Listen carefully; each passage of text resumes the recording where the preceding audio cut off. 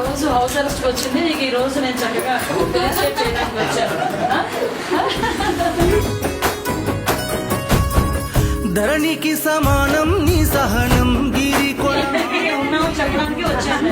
గల ధారల జలపాతం ఏనాటికి వాడని పూలవనం ఆకాశం తాకిన నీ ఘనత ఎమోషనల్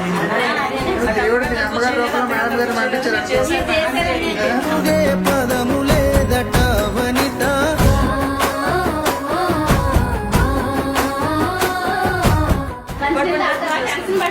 ఎందుకు టెన్షన్